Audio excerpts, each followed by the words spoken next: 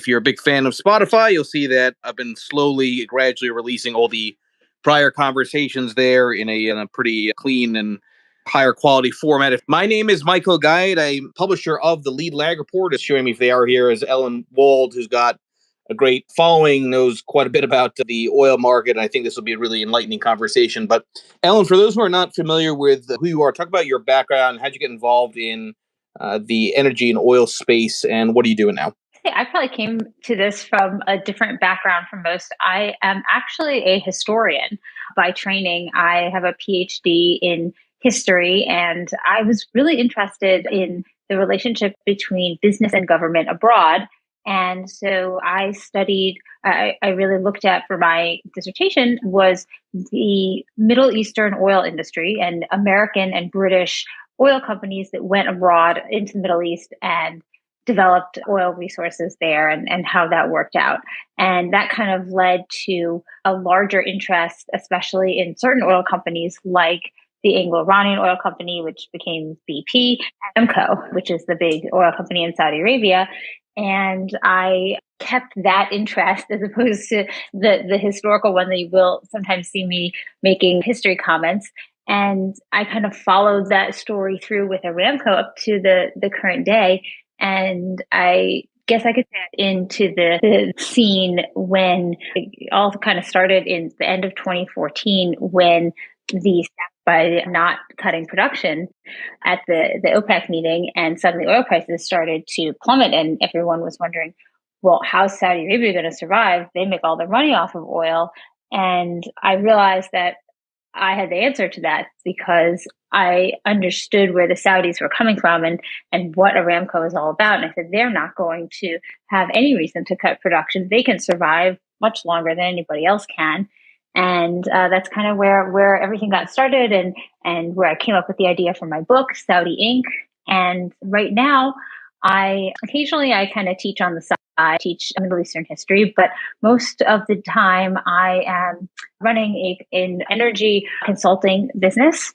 We do a lot of work for various kinds of consulting companies, different energy companies all across the energy spectrum, mostly in oil and gas, but production companies, transportation companies, all sorts of things, utility companies. And I write a weekly column on investing.com where I mostly talk about whatever's kind of going on at the moment is going to impact markets. And I sometimes write columns for Bloomberg and also Barron's. So if you're interested in seeing any of those, you can take a look.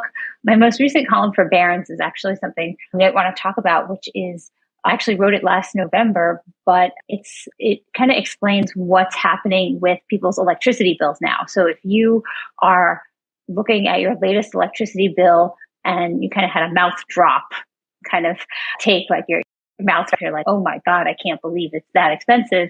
Actually, this was foreshadowed at least a year ago. So maybe we can kind of unpack that. Yeah, no, we'll definitely touch on that. There's a lot of different directions we can go. First of all, just going back to the point about you being a historian, I'm always fascinated by authors who pull data from different sources to put a narrative together in a book. So what was the process in terms of Saudi Inc., in terms of where you found your research, who you spoke with, how you put together sort of the broader narrative there? Really great question. So I would say that the core of the book came from research that I did for my PhD dissertation. And a lot of that had to do with, most of it actually comes from documents from the National Archives, mostly from the State Department, where they basically had this incredible record of every interaction that happened between oil men, the State Department, and the Saudis. And basically, Aramco and the Saudis were not, Aramco was an American company. And these guys were like not getting along well with the Saudis and things were not going well. And so they went to the State Department and they were like, help us. And the State Department said, okay. And that meant that every interaction that happened like in the 50s and the 40s and the 50s got preserved in the National Archives. And so you can kind of recreate this narrative of how this company got going, what their relationship was like with the Saudis. And then I kind of followed that through when I wanted to find out, okay, well, what happened after the 50s, after the 60s? What happened to the company? How did they go from an American owned company to Saudi company? And that process took many years. It wasn't really finalized until 1980. But how did they manage in a world where everyone was nationalizing? Libya was nationalizing, Iran was nationalizing, Iraq was nationalizing. Everyone was just saying, okay, we're taking it over now. You know, Westerners leave. And the Saudis instead, until 1980, when they negotiated to finally, buy the rest of them. And then they even kept it as an American company. Look at in other sources, both in books that were written and also memoirs of people who lived then, like guys who had been executives in Aramco, both Saudi and American, which was really fascinating. And so I mostly, got that end of the story through various interviews that I did with these people. It seems to me that Saudi Arabia becomes the beneficiary of what's going on to some extent as oil becomes more and more sanctioned on the geopolitical front. But talk about how the Russia-Ukraine conflict has impacted OPEC and Saudi Arabia in particular. Oh my gosh, it's a huge impact. In fact, I was thinking about this recently, and back during the election season, back when, Trump and I guess it was Biden, or even before they knew who the Democratic nominee was, I remember everyone was saying, oh, the Saudis and the Russians, they love Trump. They really want Trump to win. And I was thinking to myself, is that really the case? Because if a Democrat wins or Biden wins, then oil prices are likely going to go up. And that's really good for Russia and Saudi Arabia. Like they should really be, pulling for a Democrat to win the election.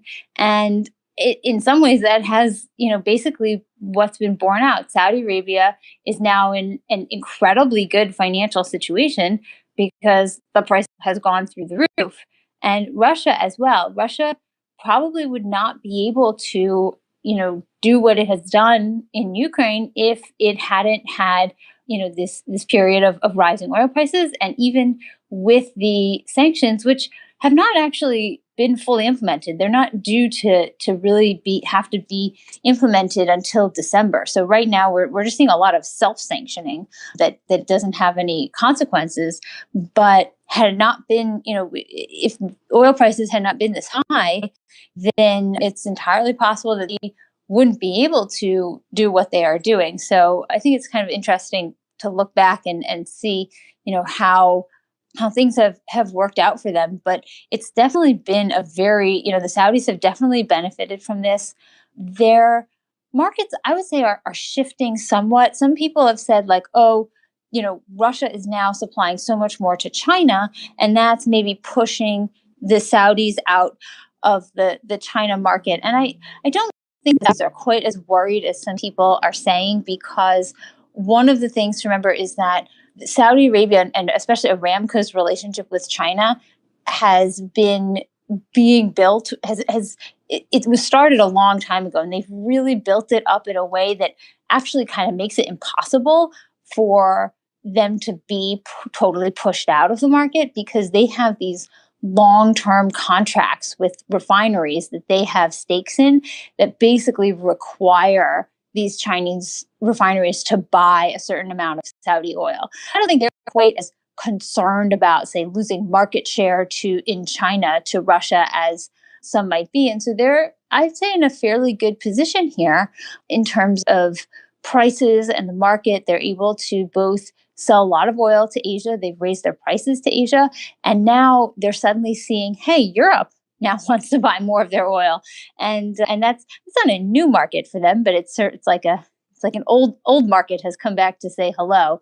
So I would say they're in a relatively good position. And in fact, we just saw that their PIF, their sovereign wealth fund, bought stakes and put a lot of money into the U.S. stock market, bought large shares in a lot of big U.S. companies, which is something I think that we may see some consequences of later down the line. All right. So as you were speaking, I was going through the Barron's piece, and it does seem to be pretty remarkable in terms of the way you frame things. But I'd like you to talk about that that column, the shocking dislocation you were referring to in that piece, because I think it's a good reminder of this idea that there are lags in markets and economies, and for those that are paying attention, you can identify when something major is coming down the line. But talk through that column for a bit. Yeah, definitely. And sometimes I wonder if sometimes I see things a little bit too early, but this was based on an assessment in energy prices from I noticed using US Bureau of Labor Statistics information. And it was from last year, so it only goes up to, I think September of 2021. But if you look at the way energy prices generally go, they follow this pattern where they go up in the summer and they drop in the winter. But once we hit, other than, there's a kind of big drop off during the Great Recession. But if we ignore that, then if you look and you can see that in 2020, prices never went down in the summer. And that was concerning because then they just continued to rise in the winter. And the question is really, this is a huge change in our historic ways that energy prices have worked. And I said, if this doesn't last, if this does continue, then it won't be an aberration. It'll be a real dislocation. And that would have significant consequences for consumers who want to pay their utility bills, but also for investing and things like that. So I was kind of trying to unpack, well, why is this happening? And I think that one reason that we're seeing this is because we've had a major shift in the United States towards natural gas over the last 15 years. And so we've become significantly more reliant on natural gas. And so the price of natural gas then has much more of an effect on our energy bills. And second, there was a few years ago, U.S. domestic natural gas production exceeded demand, but the rise in production didn't keep up with the rise in demand. So then the last thing is you've got, I do think that speculation and also inflation have a role in this as well. So we're much more dependent on natural gas. Natural gas prices go up, then we've got like a totally new world when it comes to utility bills. And so the question is this going to continue? And maybe what do we need to do to maybe not be quite so dependent on natural gas for our electricity? And this is an issue Europe is facing, in a very acute way right now. And I did kind of say this isn't the first time we've had a crisis like this. It could be we didn't really face much of a crisis last winter, but this winter could be a different story, and it depends on how cold it is in certain areas. But if prices for natural gas are much higher in Europe, then we could be sending much more LNG over to Europe, and that could put a strain on natural gas availability in the US. And so, sometimes I wonder how long are Americans going to be okay spending, double, triple, 4 times the amount they used to spend on their utility bills. At a certain point, it's going to spill into the political space. But those exports to Europe, I mean, presumably you'd have political pushback that would try to limit some of that, just not quite a degree of nationalization around keeping nat gas within our borders, but presumably there's going to be some limit there. But correct me if I'm wrong on that. Oh, yeah, I definitely think there will be. I mean, there is a limit already because there's a limit in capacity. We only have a certain amount of gasification terminals, so we can't send all of our natural gas to Europe. Plus, there are a lot of other issues in terms of transmission of natural gas.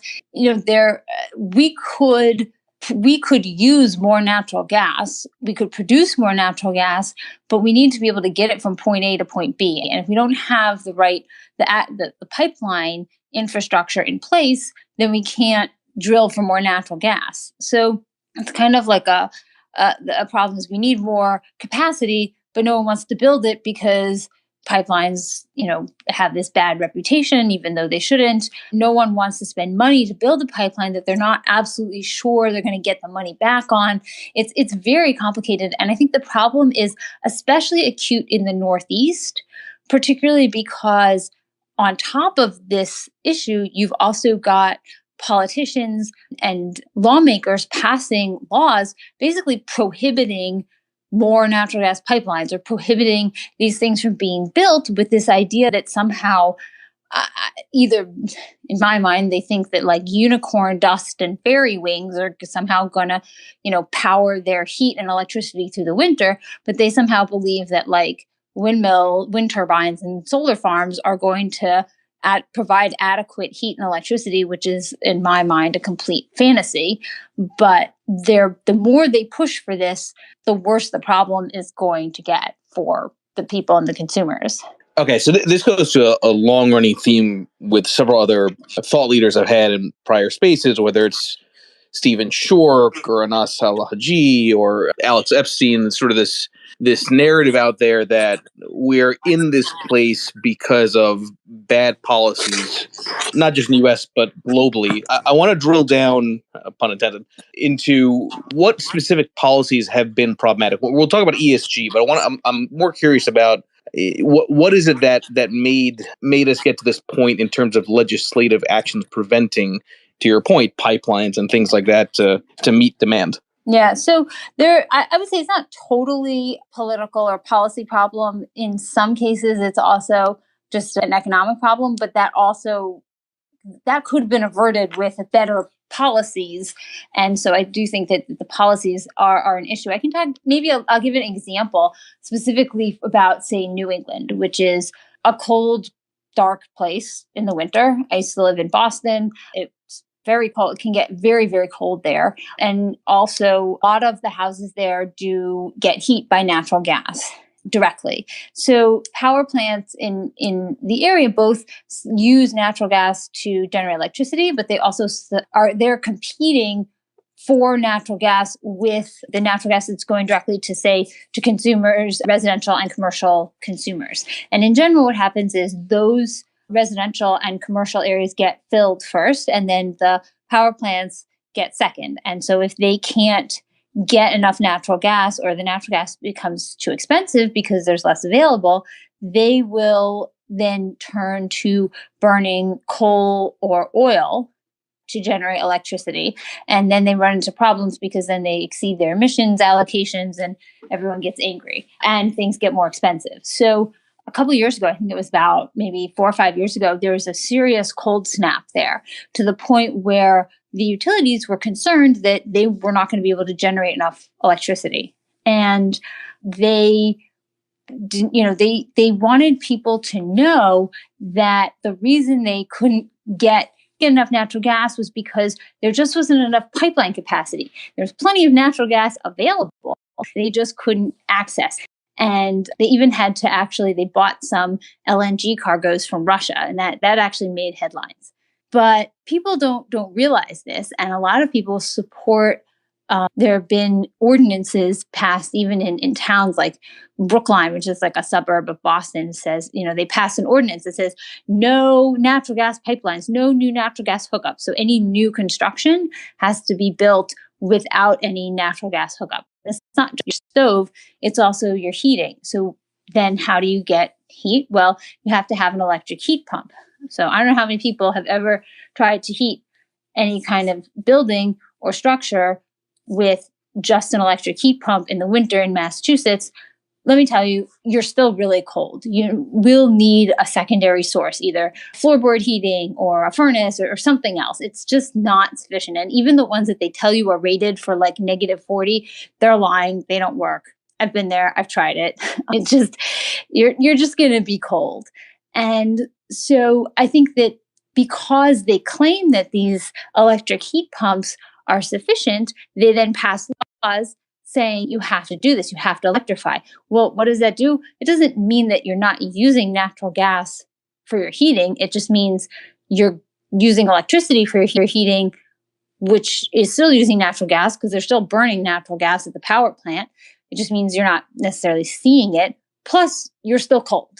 You'd be warmer if the natural gas were going directly to your furnace. So, it's these policies sound good. No more pipelines. We're going to use solar and wind. But you can't replace natural gas is like a baseload electricity. You can't replace a baseload with something that's intermittent. In Europe right now, in Germany, they have this heat wave, and it's stifling, and there's no wind. So the windmills aren't generating anything. Well, what are you going to do? You can't change the weather. You can't, blow hard into them to get electricity to generate. So you've got this problem, and a lot of people think that the problem will be solved if we just have better batteries to store energy when, so they make policy based on this idea that the technology exists or will exist. And the problem is that it doesn't exist, and it's probably not going to exist nearly as soon as they want. And so the policies have kind of outpaced, they're operating in this fantasy land. And that to me is what I think is causing, or we're seeing a lot of the problems right now, is that we've had policies being put in place for the past, 5-10 years that thought that by the time we were here, we'd have better technology, and we don't. And I sincerely believe that if the United States and various municipalities, this is really more of a state and local issue in some ways than a federal issue, though it is a federal issue too, they need to look very hard at what's going on in Europe, because it could very well happen in the United States. By the way, everybody that's here, if you want to engage, click on that bottom left mic request button to chime in. It's also worth noting, Ellen, to your point, that the heat wave in Europe is also impacting nuclear, right, with France and the reactors. And I think it's remarkable to me that in this discussion around storing energy, that somehow nobody seems to want to recognize that lithium is in short supply and also has its own issues in terms of doing it in scale. But all this seems very logical, right? It's not like one of those things where you're trying to explain a narrative after the fact. I mean, anybody you could argue, made the claims that you're making now, which is that, this is fantasy land, that these policies and the technology is just not there. My question is, why is it that others didn't see it, that are the policymakers? Are they swept up in a certain narrative around their constituents? Are there lobbyists on the alternative energy side that somehow are more powerful than the oil and gas industry? What's causing this fantasy world that is having real world implications? That's a really, really good question. And it's actually one that I've been kind of turning over in my head a lot, trying to figure out, like, where did things get so off the tracks? Like, when did we really go off the tracks? And I think it's a combination of things. And I do think that the oil and gas industry does bear some responsibility in this. And I'll get to that in a minute. But in terms of kind of like, where did things go wrong? I think that, or maybe where did incentives get turned, right? Because it's always about incentives at the end of the day. Yeah, definitely. And I think there've been a lot of incentives to install, renewable power, and that's great. But I think if you look at a lot of the reports, the analysis that comes out about these things, they'll say things about it that are true, but not totally true. Like, the costs have come down, fivefold, or the number of solar installations has increased 50% globally, or something like that. And you think, oh, wow, that's a lot. That's great. But then you look at the numbers and you're like, well, it was a tiny bit to begin with, so of course it's going to be a huge percentage increase. And I think a lot of these reports and things that get put out by, Bloomberg's green thing and the IEA, and people that are, honestly, I do believe probably there's money in this from alternative energy companies, but they put out these reports that make everything look great, or they make these forecasts that show how great it's going to be. And then policymakers look at those and they use them as reasons to support these policies, which they can then say to their constituents, hey, look, I passed these green energy bills, we're saving the planet, which is, always a nice thing to say. So I think that's a big part of it. But at the same time, I think that the oil and gas industry has in many ways stopped. They stopped advocating for themselves, and they started to say, oh, look, we're green too. We're doing biofuels. We're doing carbon capture. We're installing, wind turbines and things like that, which I'm sure, which they are doing, but which are really minuscule parts of their businesses. The main parts of their businesses are providing oil and gas, which are incredibly efficient hydrocarbons that you can, incredibly efficient sources of energy.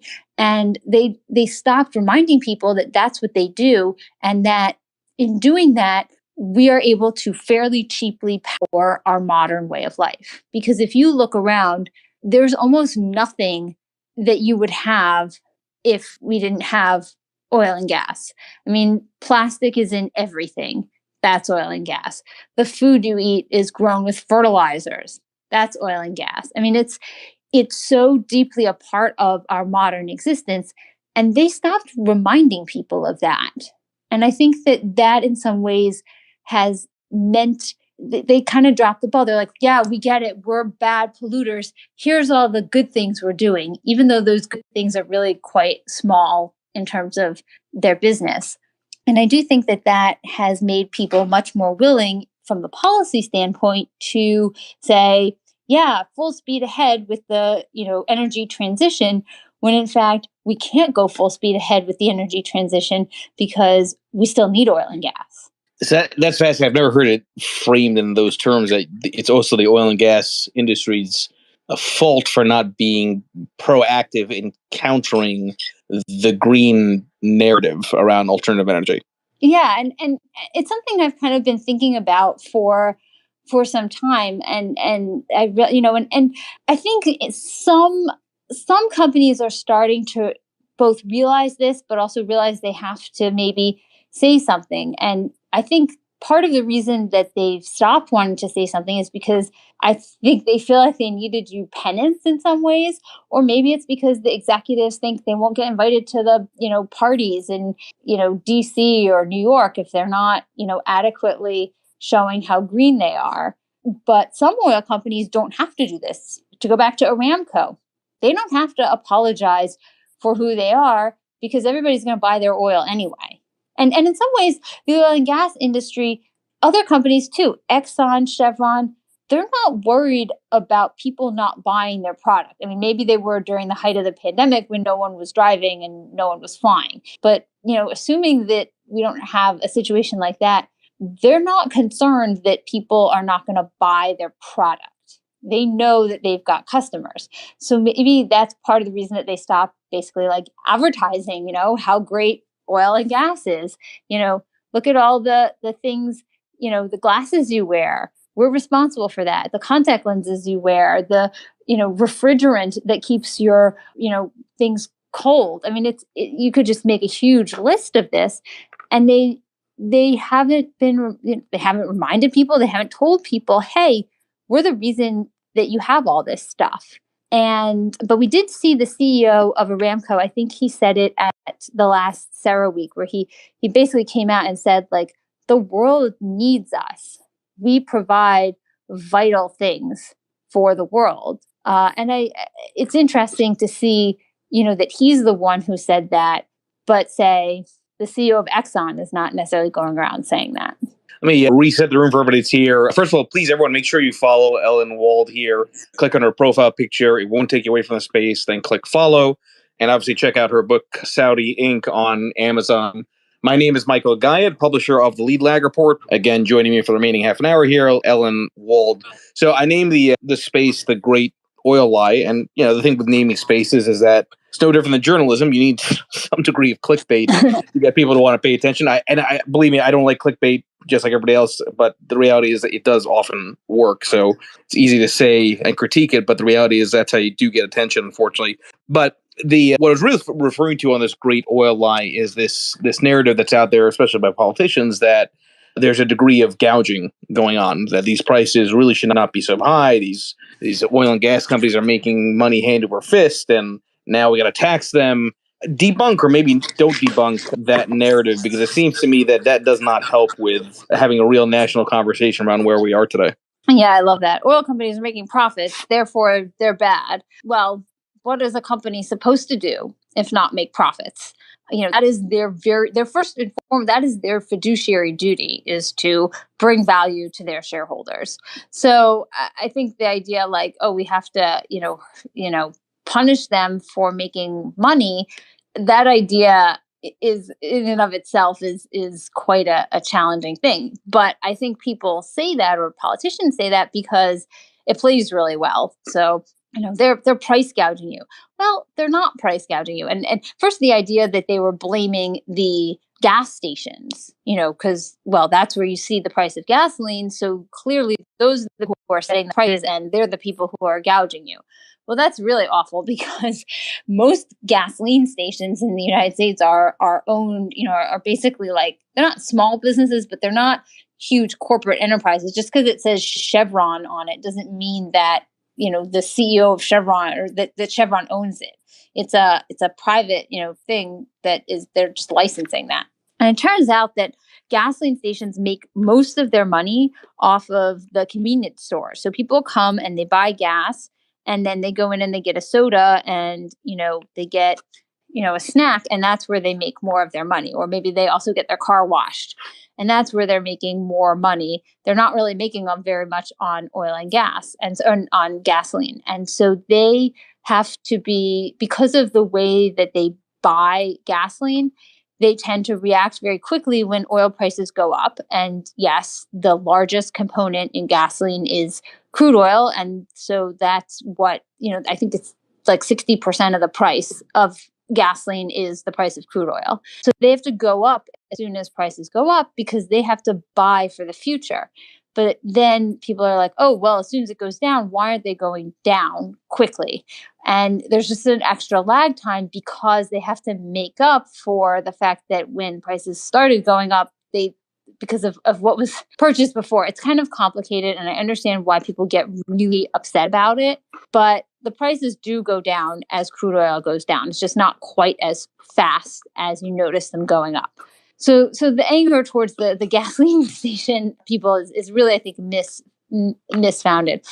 In terms of the profits that go to oil companies, they're not the ones who are necessarily really setting the prices. Yes, say Aramco issues like official selling prices, and they do change their price based on where they're selling for how much they think they can get. So the price that they sell oil to various, buyers in Asia tends to be a bit higher than they're selling it to Europe. But it's not that big of a difference. Most of it is determined by the market, and the market thinks that, there's a lot of speculation that goes on the market. If this was, back in the 1930s, when oil companies basically all colluded with each other and set the price of oil, even after that, even in the 50s, in 60s, even almost right up to before, basically up to the oil crisis in 1973, you had oil companies sit down and negotiate with OPEC what the price of oil was going to be. And it was whether it was going to be $2.63 a barrel, or was it going to be $4 a barrel. I mean, that's how they were setting the price of oil. But now the price of oil is set by the market. And I think we all agree we'd prefer that than to have some kind of shadowy cabal colluding to set the price of oil. You'd rather it be much more open process that, is dynamic and reflects the market. But that also means that there's a lot of speculation. And it also means that the perception of the geopolitical situation is going to have a much greater impact on prices than it would if, there was some kind of, discussion to just determine the price of oil. And that's not the fault of oil companies. It's not their fault that people think there might be an oil shortage, so the price of oil goes up, to like $135 a barrel. Are they taking advantage of it? Well, they're selling the product for the price that the market determines it should be sold at. They spend a lot of money producing oil. If you want to, build an offshore rig, that's a huge amount of money. And for quite some time, companies were not making very much money. When oil was, $45 a barrel, they were making a lot less. In fact, some companies were not making any profit off of their oil sales because it was costing them so much to produce it. So they tend to, during times when prices are higher, they got to bank the profits, and hopefully they'll use them for CapEx, and they'll use them to, expand and develop more sources of energy. The problem I think that people should be really angry about is that oil companies aren't doing that right now. They're using it for share buybacks or to pay off debt, which is which is fine. They got to pay off their debt, but they're not necessarily putting it into developing more projects. And the fault of that, I think, it tends to be policy, because especially in the United States and Europe, there's this sense that, they don't want you to develop more oil resources, even though we need it. And so that, I think, does make it seem like the companies are just sitting on loads of cash. If they were charging a lot if they were making a lot on oil, and then they were putting that money into developing new resources, which would then bring down costs later, I think there wouldn't be any real justification for that kind of anger. But the fact that they're not doing that, and I think we see that as the part of the problem, it's definitely a policy thing, and it's definitely an overall kind of atmosphere thing. People think, and you can see in the responses that CEOs have given and executives have given to questions in the Dallas Fed survey, they think that the world, and especially the politicians, are literally out to get them. And who would want to spend money to expand their business? Who wants to put money into a project to develop an oil resource that won't start producing for, say, 10 years in an atmosphere where you think the government wants to shut down your business in the next 4 years? Yeah, very, very well said. Let's go to the audience here for a few questions. Yeah, I think wood burning is terrible for the environment. I'd say probably the only worst thing you could do is burn dung than burn wood in terms of the environment. But for some reason, people think it's better. Like there's a plant in Gainesville, Florida, which is not that far from where I live, that burns wood pellets. And people think that that's natural. Well, just because it's not, oil or gas doesn't make it good for the environment. It's terrible to burn wood. In terms of arsenic treated wood, I'm not totally up on that, but it is a very interesting concept. I'm not sure where, do people still have that wood stockpiled? I mean, I'm speaking just kind of anecdotally, I happen to live in an area where a lot of people have fireplaces, and in the winter, I live in Jacksonville, Florida, which is in North Florida, which does get cold-ish in the winter. I mean, nothing like, the Northeast or the Midwest, but, we do get chilly, and people like to make a fire in their fireplaces. And so you get, wood is sold in supermarkets, and even, people just chop down trees and then they smoke the wood and then they sell it by the side of the road.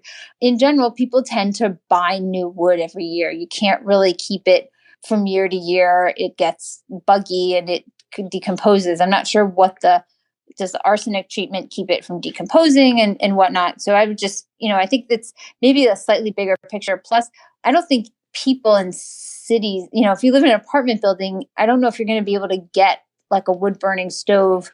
I would probably be more worried about people dying of carbon monoxide poisoning before we even get to the arsenic issue. But it's definitely an interesting one to think about. That's a really fantastic question. Is it too late to change course? I don't think it's too late to change course, because we still have oil and gas companies that, produce oil and gas, and they make money doing it, and they have good solid businesses. They're not going out of business anytime soon, unless, say, the government policies basically shut them down. In Europe, I'd say they're a little bit farther along. They may be too far, because if you look at their big oil companies like BP and Shell, they're basically, all their money is made in oil and gas trading. That's how they make their profits. But all of the publicity and everything they say they're doing is basically, we're selling off our oil assets and we're getting into the, windmill business, we're getting into the electricity transmission business, or we're switching. And they are much farther along in that than, say, Exxon. And that could be problematic. A good example of this is something that I read just 2 days ago about Norway. So Norway's got, they've got their climate, standards that they're trying to adhere to. They're trying to reach their goals, which I think, the idea that anyone is going to reach their 2030 climate goals, I think is ridiculous. But the fact that they're actually trying, I think it's a good case to follow, because they both produce a lot of oil and gas, and they have a lot of windmills. And so they're currently in this problem, which is basically that they in order to meet their so-called goals, they've got to either use renewable energy to power their offshore oil platforms in order to cut emissions, or they've got to shut their fields down. So these are producing fields, they're producing oil that everyone is buying and gas that everyone is buying. But to meet their goals, they're going to have to shut down their fields, or they're going to have to power their platforms using non-hydrocarbon sources of energy, which probably will lead to way less efficient powering. And that's, to me, that's crazy. I mean, like, look at that situation. Is that really what you want to do? I think people need to come to the realization that we are not there yet. And unless you want to just condemn a lot of the globe, or a lot of people in the world, to not having electricity, and look at we need to watch what happens in Europe, because people there are going to just not have access to electricity, and they're going to blame it on Russia. But really, they need to blame themselves, because they got themselves into this situation where if Russia doesn't want to supply them the natural gas that they need, then they're going to be in the dark. I mean, quite literally, we're going to see like a turning back of society. And if you're talking about wood there are a lot of people who are starting to stockpile wood in Germany that they intend to burn for heat. And so it's a bizarre problem. They're like, well, to meet our goals, we have to stop producing oil, but everybody wants to buy it. And so are they going to decide that these goals are more important, or is it the modern lifestyle that's more important? And at some point, there are an awful lot of people out there who are going to have a say, whether or not it's through democratic processes by voting people out, or through other means. Like if you look at what's going on in the Netherlands, where you have these farmers who are basically protesting the fact that the government says, you got to kill all your cows so that we can cut our methane emissions. And these people are like, no way. And they're bringing their cows, into the highways to block highways. I think we're going to see more of that, as opposed to just people kind of rolling over and saying, oh, it's our climate goals. What a bizarre world we find ourselves in, just in thinking about all the stuff that's happening. I mean, that's a fantastic question. And it's so typical of a lot of what we see in Saudi Arabia. I think that there's definitely a much more outward facing look that the Saudi monarchy wants to portray itself as much more progressive. That's at least the look that they want to portray themselves as. And that includes, say, women driving and science education for girls and things like that. But then when you kind of dig beneath the surface, it's all, I wouldn't say it's just a facade, but there's like a really black underbelly. So if you look at the driving thing, for example, so, okay, the king decides women can now drive. And women now have the right to drive, and we're going to promote this, and we're going to promote driving schools for women and women buying cars, and they go and do all this stuff. Well, there is a long history. There's a movement of women and men who supported these women of promoting them and promoting this idea that women should drive. Well, what happened to all of those people who'd been pushing it for years? They all ended up in prison. I mean, some of them I know, some of them are my friends, and not just, the ones we heard about on the news, but there were a lot of other people, including men who had supported them and done, work for this campaign behind the scenes.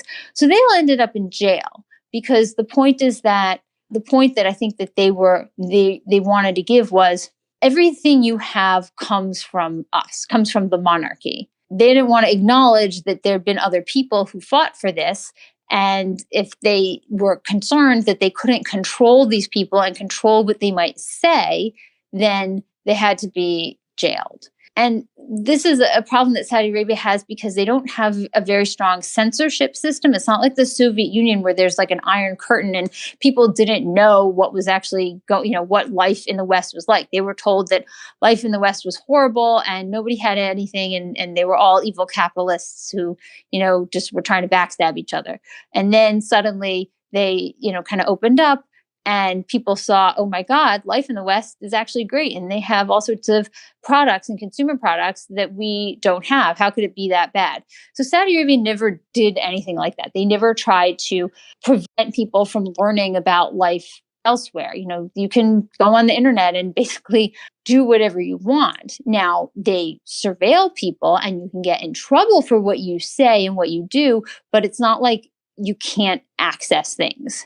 And for many years and continuing, the education and of people in Saudi Arabia getting college education. And he basically had this fund where if you got accepted to a school, a college in the United States or in other places, they would pay. They would they would pay for your tuition and for your flights and housing and things like that. And that is one of the reasons why we had so many Saudi students in colleges in the US, and not just like Harvard or whatever. It could be really anything. And so, these people went abroad and there was no kind of attempt to cut them off from life outside. The problem was just like they come back or whatnot, and you have to live according to the traditions and the strictures there. So I think that when you're saying, okay, science education for girls, great. I don't think that when they don't want girls to learn, I don't think they really want them to learn the scientific method. They don't want people to question. I've talked to professors who teach in universities, women's schools, and they say these kids have no critical thinking skills. They've never been encouraged to think on their own and come up with their own solutions for things. It's all about like, what is the right answer, or what is the answer they want, or memorizing the facts.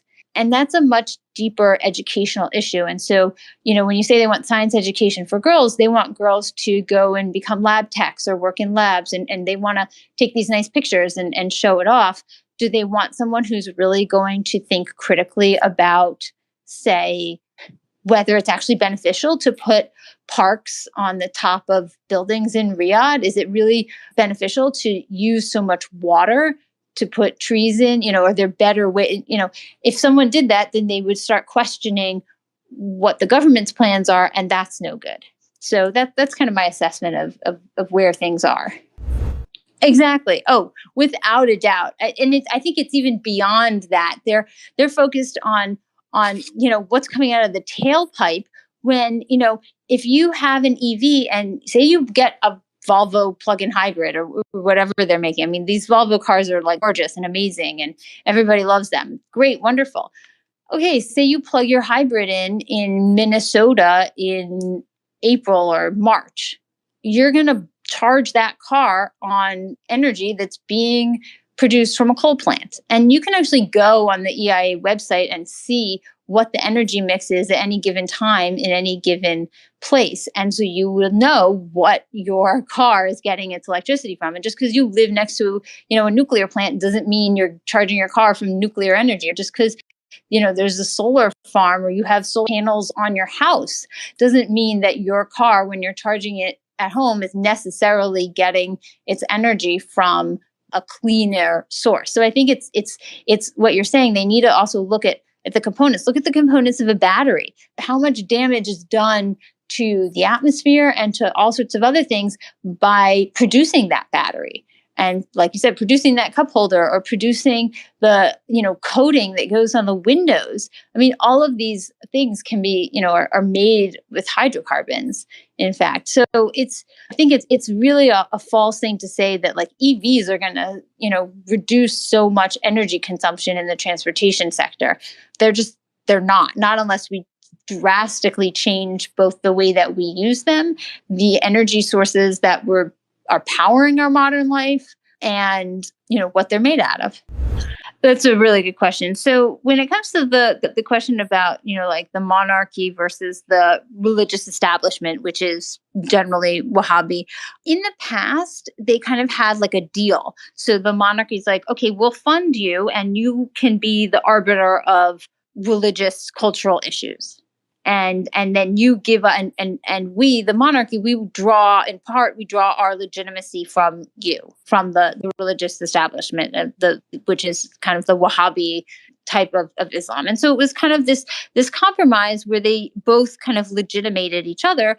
And it was very important, especially in the beginning, in the founding years, and for Abdulaziz ibn Saud. And by all accounts, he was a believer and a devout man, and he believed in these things. But the way that it became established, particularly as the family grew and it became, went beyond the original Abdulaziz ibn Saud to his sons, the role that the religious establishment plays was very important in legitimizing decisions that the royal family would make. So, like a good example was even during the Gulf War, was that they couldn't necessarily accept American help, Americans coming on their soil, unless they had the okay of the prominent clerics, and they had to go and really work on them to get it. And the problem was, partially because he actually offered to bring in his mujahideen from Afghanistan and defend the royal family with them. And he was pissed that they went with the Americans instead of with him. But that's kind of another story. So your question is kind of where are we now with this? And it seems to me that the clerical establishment has essentially been co-opted by the current royal family, or basically, not, I don't want to say MBS just him, but basically by him. Like I said, the Saudi government provides them with a lot of the money they get. Now, like in Iran before the revolution, their clerical establishment had a source of funding outside of the Shah, which is one of the reasons that they were always able to be kind of independent and later able to basically overthrow the Shah. In Saudi Arabia, they're linked and they're linked in that, and they get their money, a lot of their money they get from the Saudi state. And so MBS also basically clerics who either had large online following or spoke out in, they maybe were mostly supportive of his policies, but might have said something that looked like it wasn't supportive. Basically, they all got thrown in jail, and a lot of them are still in jail. And so there is no one in that clerical establishment to oppose them. So they have guys who are basically, they can just tap into them and say, okay, we want to say that women can drive now, so go say that this is, acceptable in Islam or whatnot. And no one dares do anything else. And so the question is whether this was violence. The truth is that I don't see a lot of potential for that, simply because they've never really had a cultural or social tradition of protest. Even when people don't necessarily agree with what the monarchy is doing, there's a very, very strong sense of obey, that it's very important to obey the monarchy. So the monarchy says X, and you do it. It's you see this even in Aramco, where you're like, is it really a good idea for you to produce, 12 barrels? Is it really a good idea for you to float the company on the stock exchange? And they say, that's what they, that's what the shareholder says. We do what the shareholder says, or we support the shareholder's policy. And that goes, I think, into a lot of other aspects of Saudi life and Saudi culture. And there are people who have studied this much more in depth than I, and are probably better qualified to delve into the intricacies. But that's kind of my take on it. Everybody here, please make sure you follow Ellen and check out her book on Saudi Inc. Ellen, really do appreciate the hour here educating us. I think this was a phenomenal conversation. And thank you, everybody, for asking questions. Thank you, Ellen, and enjoy the rest of your day. Yeah, thanks for having me. And I'd be happy to come back. And definitely anyone who has other questions, please feel free to reach out.